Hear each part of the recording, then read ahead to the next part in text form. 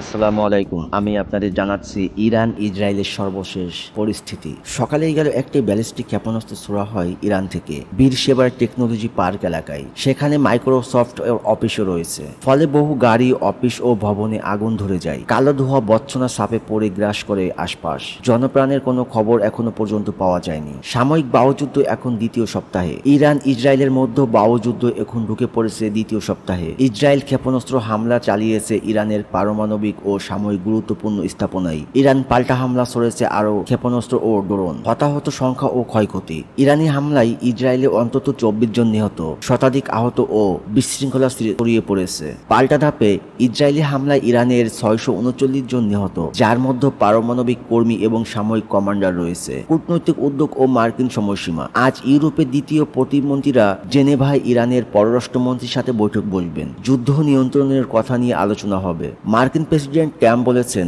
আগামী 2 সপ্তাহের মতো তারা সিদ্ধান্ত নেবেন আমেরিকা সরাসরি যুদ্ধ করবে কিনা। সংক্ষেপে মূল পয়েন্ট: ইরানের ক্ষেপণাস্ত্র হামলায় বীরশেবা শহরের কাছে মাইক্রোসফট অফিস ও আশপাশ ক্ষতিগ্রস্ত, তবে প্রাণহানি হয়নি। যুদ্ধ এখন দ্বিতীয় সপ্তাহে প্রবেশ করেছে। দুপক্ষই হামলা পাল্টা হামলা চালাচ্ছে। সীমিত কিন্তু প্রাণহানি হুমকি রয়েছে। ইসরায়েলে 24 জন নিহত, ইরানে 639 জন। জেনেভায় ইউরোপ ইরান বৈঠক, আর মার্কিন সিদ্ধান্ত আসছে দ্রুতই।